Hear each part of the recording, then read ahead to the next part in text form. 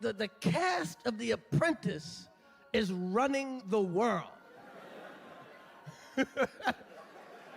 Trump, the daughter, Omarosa, they run the world, man. Yo, man, this shit is crazy. Chris Rock didn't hold back in his latest stand-up set, and this time, his target was none other than Donald Trump. The legendary comedian delivered a savage roast that had the audience roaring with laughter and the internet buzzing for hours afterward. His sharp wit and fearless delivery hit hard, leaving Trump visibly irritated, according to those close to the event. Things reportedly got so heated that even Melania Trump couldn't keep her cool, allegedly walking out in frustration and throwing what some described as a full-blown tantrum. The impact of Rock's takedown was immediate.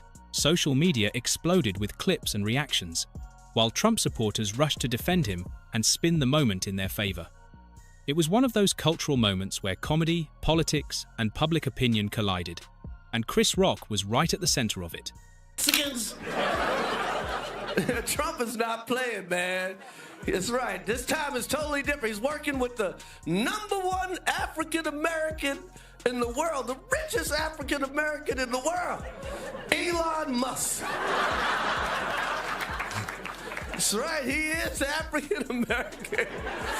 Elon got more kids than the Cleveland Browns. Donald Trump getting roasted is hardly breaking news. It's practically a national pastime at this point. But this time, it wasn't just another late-night host or random Twitter user taking jabs. It was Chris Rock, the comedy legend known for turning scandals, meltdowns, and billionaire breakdowns into comedic gold, delivered a roast so ruthless that even Melania, who usually has the emotional range of a Madame Tussauds wax figure, couldn't keep her cool. Let's be honest, Trump has been the butt of jokes for decades. From claiming to be a self-made billionaire, spoiler, he's not, to bragging about his big strong brain, double spoiler, it isn't. He's basically a walking setup for every punchline imaginable. But Rock's takedown hit differently. It wasn't just the content, it was the delivery. With his signature, precision, and mischievous glint in his eye, Rock stepped on stage, mic in hand, and verbally dismantled the former president piece by piece. He tore into Trump's reality, television-style leadership, mocked his legendary Twitter meltdowns, rip, little bluebird, and even touched on the age-old mystery. How does someone go bankrupt running casinos? With every jab, you could feel the ego bruises forming. For Trump, whose skin is famously thin and whose ego looms large, this roast wasn't just comedy, it was personal. And that's what made it unforgettable. Trump is not playing. They got Elon. They're going to put him on a rocket ship. We call it Space Mex. Oh, yeah. J-Lo's going to marry Ben again just so she can stay in the country. If you're enjoying this, please subscribe, Chris Rock quipped mid-set, sending the audience into another round of uncontrollable laughter. Meanwhile, Donald Trump's famously orange complexion reportedly shifted to a deep, beet red hue, part embarrassment, part fury, but the real knockout blow was yet to come. With perfect comedic timing, Rock compared Trump to a washed-up sitcom character. Think Al Bundy, he said, but with 91 felony charges and an unhealthy relationship with spray on hair. The crowd erupted. It wasn't just laughter, it was the kind of thunderous reaction that signals a roast has turned into a public reckoning. Back at Mar-a-Lago, things weren't so funny. Sources say Trump, who's notoriously sensitive to criticism, especially when it hits too close to home, went into full meltdown mode. He was reportedly pacing the halls like a wind-up toy low on juice, ranting to anyone who'd listen. Maybe he called his lawyer. Maybe he called Rudy Giuliani though, let's be honest. Rudy probably answered from the bottom of a bottle. Either way, the panic was real. The roast wasn't just comedy, it struck a nerve, and Trump's ego, as fragile as ever, couldn't take the hit. President Trump's in the hospital from COVID, and I just want to say my heart goes out to COVID. Trump's entire persona has always rested on the illusion of being untouchable, a larger-than-life figure who thrives on bravado, bluster, and branding. But in a matter of minutes, Chris Rock casually peeled that image apart in front of the world. And the sting? It wasn't just that he got roasted, it was who roasted him. This wasn't some nameless troll or cable news pundit. This was Chris Rock, a comedic sniper so sharp with his words that even Will Smith couldn't take it. Too soon? Maybe, but facts are facts. If Trump thought he could brush this off like another media jab or late-night jab, he clearly mistook Rock's stage for one of his rallies, where the energy is carefully choreographed and the audience about as diverse as a jar of mayonnaise. This time, though, he wasn't in control. And the internet? It went absolutely wild. Within minutes, memes flooded every corner of social media, tweets rolled in like a tidal wave, and reaction videos popped up faster than Trump can shout, "Witch hunt!" Rock didn't just roast Trump, he ignited a viral moment that left no bunker deep enough for Trump to hide in. We need fucking bullies. Shit, that's how Trump became president. That's exactly what happened. We got rid of bullies, a real bully showed up, and nobody knew how to handle it. Chris Rock didn't just poke fun at Donald Trump's greatest hits of chaos, like the time he suggested nuking hurricanes or stared directly into a solar eclipse like a man determined to beat the sun in a staring contest. No, this time he went deeper. Rock aimed straight at the heart of Trump's carefully constructed image, his desperate, almost childlike need to be taken seriously, all while engaging in behavior that's more cartoon villain than commander-in-chief. Think about it. This is a man who once tried to Sharpie his way out of a hurricane forecast, blatantly altering a government weather map like a fourth grader, changing their grades before report cards go home. The same guy who stood in front of hurricane victims and lobbed paper towels into the crowd like he was hosting some dystopian version of The Price is Right. And let's not forget his infamous COVID-19 press conference moment, where, in front of cameras and horrified medical experts, he casually floated the idea of injecting disinfectant, as if he were the host of a late-night infomercial pitching the deadliest life hack in history. And Chris Rock, being the razor-sharp comic mind that he is, wasn't going to let that kind of absurdity slide. He didn't just joke about Trump, he amplified the lunacy, holding it up like a cracked mirror to show just how surreal and disconnected from reality the former president truly is. Rock's comedy doesn't thrive on cheap shots. It thrives on pulling the curtain back and revealing the raw, bizarre core of the spectacle. He knows Trump isn't just a guy who says wild things. He's a guy who says them with the conviction of a preacher, the confidence of a conman, and the cluelessness of someone who thinks facts are optional. And that's exactly what made the roast so devastating. I did, because I saw how they treat him, how the media was against him. I think they are afraid of his strength, and he was leading this country with peace through strength. Yeah. So as soon he announced that he's running for the president, everything really changed. And I saw it, and I said, you know, this will not be very pleasant, but I knew what he's into it. Take, for example, those infamous Trump rally moments, the ones where he danced awkwardly to YMCA like a malfunctioning animatronic at a Chuck E. Cheese. Chris Rock painted the scene perfectly, capturing the essence of a man so wildly out of sync with reality that even his dance moves seemed like they belonged to another dimension. And then there was Trump's never-ending obsession with crowd sizes.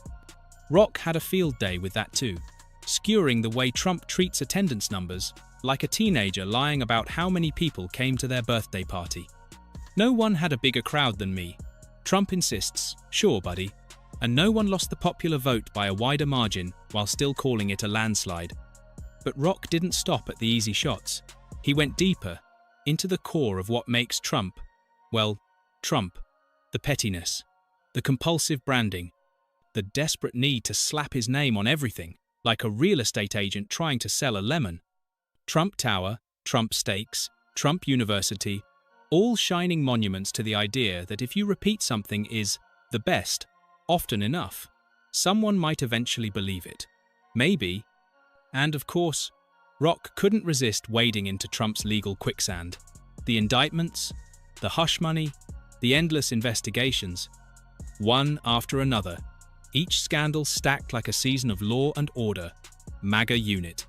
Rock didn't just make fun of Trump, he laid bare how absurd it's become that the former leader of the free world now more closely resembles a recurring character on a crime procedural than a statesman. But Rock's takedown wasn't just a roast, it was a reckoning. Trump, in his hands, wasn't simply a politician, he became a walking SNL sketch that stopped being funny years ago. Through sharp wit and brutal honesty, Rock held up a mirror to a nation that once made a reality television star its president, and forced us to ask, with a laugh that stings, how did we ever let it get this far? And then, there was Melania. Oh, poor Melania. Trapped in this surreal political sitcom for years, she's endured the side eyes, the hand swats, the forced smiles, and the silent cries for help during every awkward photo op. But this time, Rock brought her front and center, not just as a bystander, but as part of the punchline. If body language could file for divorce, Melania's posture would have signed the papers back in 2017. Rock's joke didn't just highlight Trump's ridiculousness, it spotlighted the quiet tragedy of Melania's role in the spectacle. Because if there's one thing she clearly can't stand, besides, well, her husband, it's being dragged into his endless cycle of humiliation. Rock didn't just roast Trump. He exposed the whole absurd ecosystem around him. And by the end of it all, the audience wasn't just laughing. They were reflecting, wincing, and realizing that behind every clown show, there's a cost. He a war hero that got captured. I don't want to vote for nobody that got captured. I want to vote for that got away. Trump, who rarely, if ever, apologizes for anything, sounded like he's softening a little on McCain. And certainly if there was a misunderstanding, I would totally take that back. But hopefully I said it correctly. On the Kelly file, McCain's daughter Meghan couldn't be angrier. My father has been in public office since before I was born, and this is one of the grossest, most disgusting comments I've ever heard, which is really saying something. I'm 30 years old. And it's because it's not just an attack on my father, it's an attack on all veterans, and it's an attack on all people. She lost it. Melania Trump threw a tantrum so massive it probably registered on the Richter scale. For years, she's coasted through this surreal, slow-motion disaster of a life wearing designer sunglasses and muttering vague platitudes like, "Be best," all while quietly plotting her escape like a character in a glamorous Cold War spy movie. But even the Ice Queen has her limits. And Chris Rock found them. Let's be honest, Melania has always played the role of the reluctant hostage in this never-ending political sitcom. When she's not dodging Trump's hand like it's coated in expired KFC grease, she's delivering speeches with all the emotional range of a granite countertop. Who could forget the time she literally plagiarized Michelle Obama's speech word for word, like a student scrambling to finish a book report they didn't read? That moment summed her up perfectly, trapped, detached, and seemingly baffled about how she ended up here. And yet, through all of it, she somehow managed to keep her emotions buried deep beneath 10 layers of Botox and sheer willpower. Until now, because Chris Rock cracked the code. Nothing, and I mean nothing, needles Melania more than being reminded she's stuck in the world's longest, most awkward First Lady cosplay, pretending to enjoy her husband's company while the world watches, smirking. But can we really blame her? Let's just take a second to appreciate how absurd this marriage truly is. Melania went from modeling in Milan to waking up beside a man who paints himself the color of a traffic cone and calls himself a stable genius. This is a guy who thinks exercise drains your body's energy, like a 1990s Tamagotchi who warned us that wind turbines cause cancer, and who once tried to buy Greenland like it was on clearance at Costco. This is what Melania wakes up to every morning. This is her life. And for one fleeting moment, thanks to Chris Rock's razor-sharp roast, the carefully curated mask slipped. And what we saw underneath wasn't just frustration. It was a woman who's been silently screaming for years. Because you think a lot of parents would, encourage their children's kind of high aspirations. Yes. But like you told your mom, When I was a kid, before I wanted to be a comedian, my dream was to be the president of the United States. It's the only real job I ever wanted, okay? Only time I wanted an office. I wanted to be the president of the United States. And I told my mother, and she's like, you better not, you'll get shot. Chris Rock's roast wasn't just hilarious, it was devastatingly accurate. Because at the end of the day, Donald Trump isn't the intimidating, all-powerful figure he imagines himself to be. He's a man who craves fear and respect, yet constantly ends up looking like a rejected extra from a low-budget reality show about washed-up business moguls.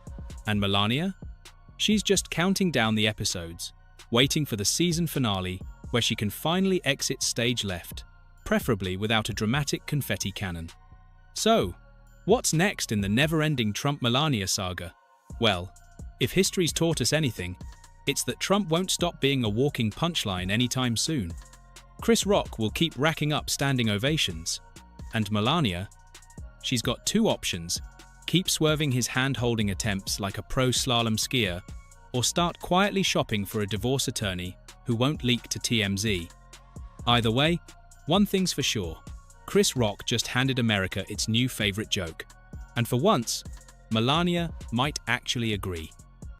We need fucking bullies. Shit, that's how Trump became president. That's exactly what happened. We got rid of bullies, a real bully showed up, and nobody knew how to handle it. What's your go-to impression? I've been working on my Trump. It's a lot of great people. Lots of great people on both sides. Excuse me. Fake reviews. Ever wondered what happens when a former president with a hair-trigger temper clashes with two of the sharpest comedians in the game? Spoiler alert, it's not pretty. Chris Rock and Jamie Foxx recently dropped some brutal truth bombs, and let's just say, Donald Trump did not take it well. The man known for throwing out insults like candy suddenly found himself on the receiving end. And his reaction? Classic meltdown. We're talking all-caps tweets, angry rants, and a spectacle so wild, even his own advisors might have reached for the popcorn. But what exactly did Rock and Foxx say that pushed him over the edge? Let's just say, this one really stung. Trump is he's like a dominant female boxer. He's like Ronda Rousey. You're like, God damn it, she can fight. And then you go, oh, she hitting girls. Jamie, Canada's gonna be with us soon. Canada will be with America very soon. I love Canada dry. I don't like Canada wet. I like Canada dry. we want Canada to adopt America. I like Canada. At least California. Canada's gonna be with us. They're gonna be the 36th state. There's 50, sorry. 30, whatever. I don't do math. Everyone knows that I like Canada. Before we dive deeper, go ahead and smash that like button and hit subscribe. Because trust me, you do not want to miss this. This wasn't just your typical late-night roast. This was a full-on comedic takedown, and it had Trump fuming. Chris Rock and Jamie Foxx, two of the sharpest minds in the game, didn't pull any punches. When their words landed, they hit like a freight train. But what exactly did they say that rattled Trump so badly? Let's put it this way. Chris Rock didn't just crack jokes about Trump. He dissected him like a scientist studying a particularly clueless lab specimen. The cast of The Apprentice is running the world. Trump, the daughter, Omarosa, they run the world, man. Yo, man, this shit is crazy. For years, Chris Rock hasn't treated Trump like a politician or a businessman because, frankly, he's never really seen him as either.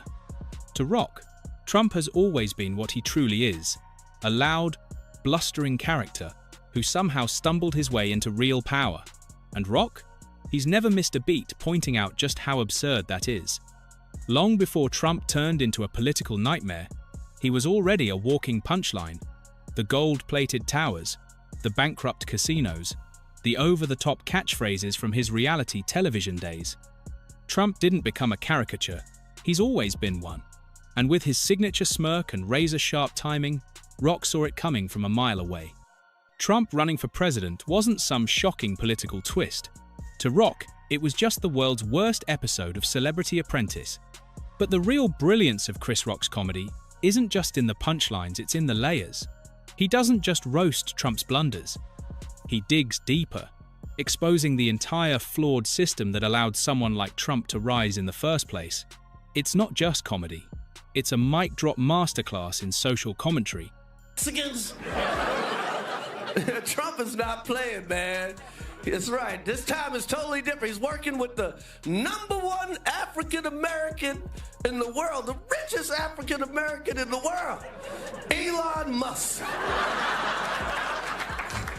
That's right. He is African American. Elon got more kids than the Cleveland Browns. The cult of wealth worship, the obsession with celebrity, the way people mistake arrogance for competence. Chris Rock laid it all out wrapped in sharp wit, delivered with a punch that makes you laugh and think. And then came Trump's presidency. Suddenly, Rock didn't even have to try. The material practically wrote itself. Incoherent speeches, Twitter meltdowns, scandals dropping like mixtapes. It was like America had accidentally elected a stand-up comedian, except this one wasn't in on the joke. But Rock? He definitely was. He called out the contradictions, the shameless lies, and perhaps most hilariously, and tragically, the fact that Trump somehow convinced millions of people that he, of all people, was a working-class hero, a billionaire born into privilege, playing the part of one of us, while living in gold-plated penthouses. Rock didn't just make jokes, he held up a mirror, and what he reflected back wasn't just Trump, it was the culture that cheered him on. Be a war hero that got captured. I don't want to vote for nobody that got captured. I want to vote for that got away.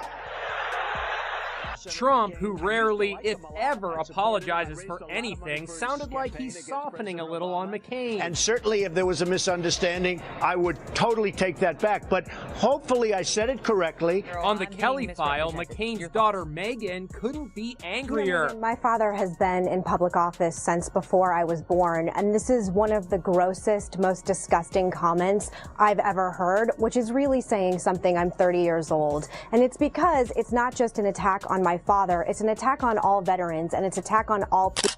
A guy living in a literal gold-plated penthouse, a man who's probably never worked an honest day in his life, somehow convinced struggling Americans that he understood them. It would have been hilarious if it weren't so terrifying. And Rock didn't just keep the spotlight on Trump. He turned the heat on the enabler's tooth sycophants who bent over backward to defend every outrageous thing he said or did. The politicians who suddenly forgot what words like integrity or principles even meant. Nothing gets under Trump's skin quite like being the punchline, especially when the joke lands dead on. And Rock's humor? It's not the kind you can just shrug off. It lingers. It burrows into your brain. Because deep down even Trump's most loyal fans know the truth. If you constantly have to remind people you're a genius, odds are you're not one. And if you can't handle a comedian pointing that out, maybe the presidency wasn't the best career move.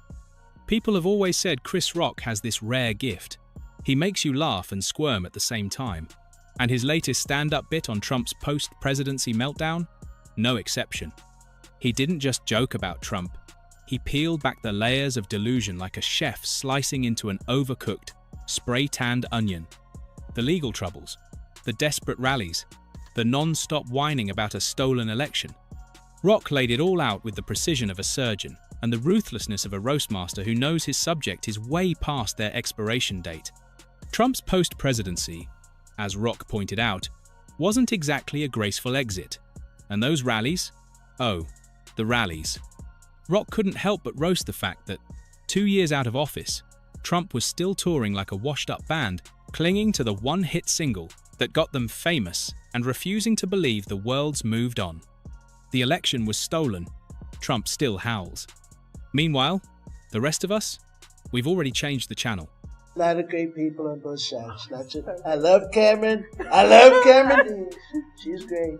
I love all of her movies. I love Charlie's Angel. I feel like I'm a Charlie. By the way, the best Trump I've ever seen. Excuse me. Fake news. Fake news! You know, like if it's Dave Chappelle, bam! Christ, can't believe this. And then certain people I work on, like I work on the Will Smith, because we're here, and then they're there, and then we're here. But then came the moment, the one that really made Trump see red. One joke, one line, so devastatingly on point that even his most loyal supporters had to fight back a chuckle. Chris Rock compared Trump's legal troubles to a deadbeat dad dodging child support, always full of excuses, always blaming someone else, always acting shocked when the consequences finally caught up. The crowd lost it. The lawsuits, the investigations, the indictments, stacking up like bad Yelp reviews at one of Trump's old casinos. It was the perfect punch. Not wild, not exaggerated, just brutally, hilariously honest. It was the classic story of a guy who thought he could outrun reality forever, only to find out the real world doesn't work like a reality show. Even people who'd spent years pretending Trump was some kind of misunderstood genius had to admit, Rock nailed it. No cartoonish impersonation, no over-the-top caricature, just a spotlight on the exhausting, never-ending act that is Trump's post-presidency, a daily scramble to dodge accountability at all costs. And if there's one thing Trump hates more than a fact-check, it's accountability, well, that and a microphone that doesn't crank his voice up to full-on dictator mode. Naturally, the meltdown came next. Furious rants, rambling attacks on woke comedians, and, of course, the classic fallback, calling Chris Rock washed up, because when you're cornered by truth, the only move left is projection. Trump is not playing. They got Elon. They're going to put him in a rocket ship. We call it Space Mex. Oh, yeah. J-Lo's going to marry Ben again just so she can stay in the country.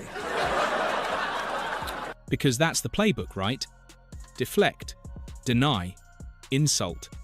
But here's the thing. Chris Rock doesn't need to fight back. The joke already did the damage. That's the beauty of great comedy. Once it's out there, it lives rent-free in people's minds. And Trump, for all his bluster and bravado, knows deep down that no tweet, no rant, no insult is ever going to erase that punchline. And just when he thought the embarrassment couldn't possibly get worse, Jamie Foxx stepped in. If Chris Rock hit him with facts, Jamie Foxx went for something even more unbearable, a dead-on impression that made Trump look like a full-blown cartoon character, and not the kind you root for. See, Trump can brush off criticism.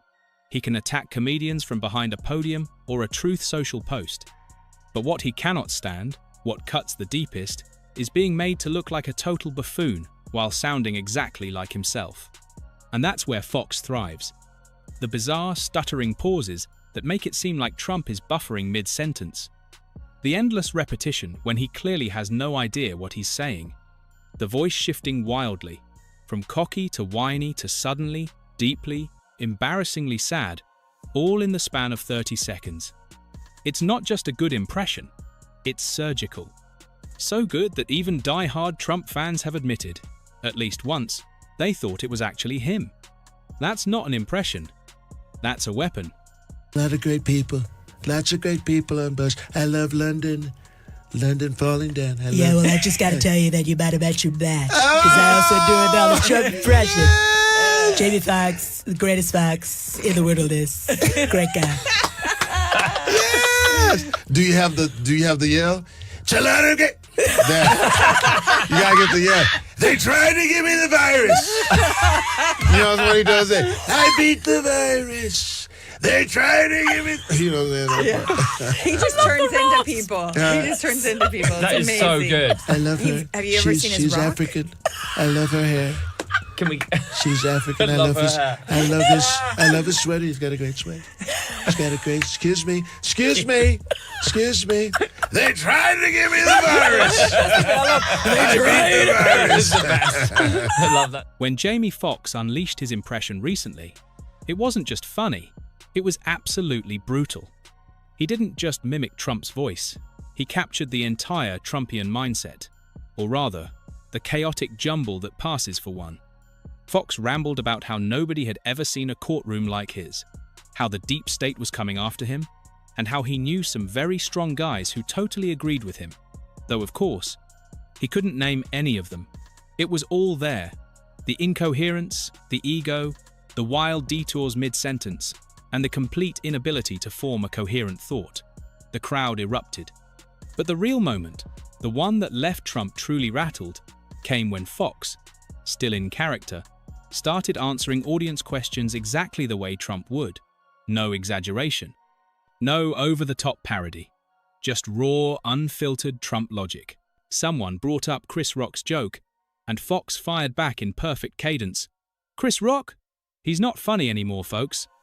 He used to be funny. He used to be one of the greats. Now? Sad.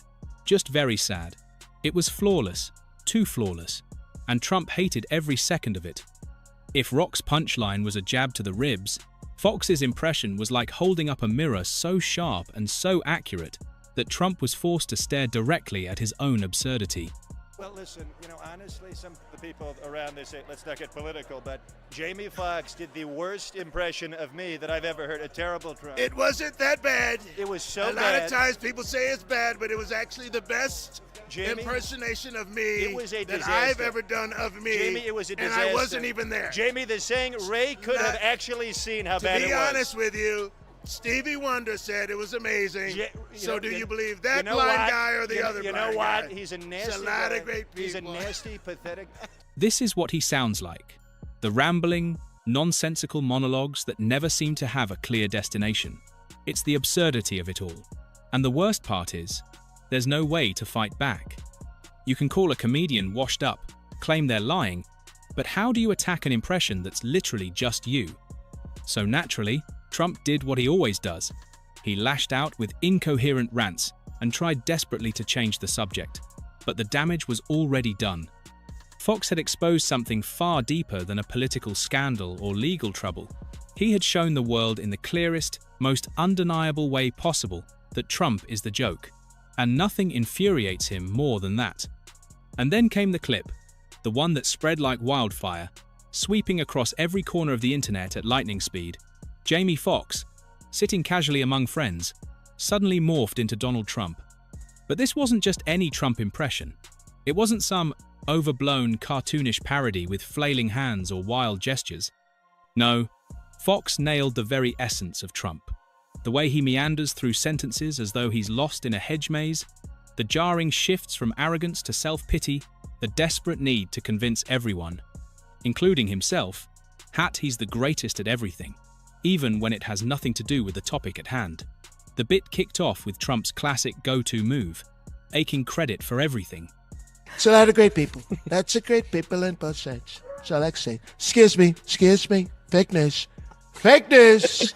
They're trying to give me the... A lot of great people on both sides. That's it. I love Cameron. She's great. I love all of her movies. I love Charlie's Angel. I feel like I'm a Charlie. By the way, the best Trump I've ever seen. Excuse me. Fake news. Fake news! Like if it's Dave Chappelle, bam, crazy. Can't believe this. And then certain people I work on, like I work on the Will Smith, because we're here, and then they're there, and then we're here. And that's exactly why Trump hates them. He can attack the media as fake news, dismiss political rivals as losers, and try to bury any criticism with his usual rhetoric. But when someone like Jamie Foxx or Chris Rock makes a joke at his expense, there's nothing he can do. No executive orders can cancel a punchline. That's what makes this comedic takedown so brutal. Every scandal, every meltdown, every ridiculous claim they've made, guys like Rock and Foxx don't just call it out, they immortalize it. Trump spent years building an image of himself as larger than life, the guy who always had the last word, the one who couldn't be taken down. But he can't control a joke, and he definitely can't stop people from laughing at him. And that might just be the biggest blow of them all.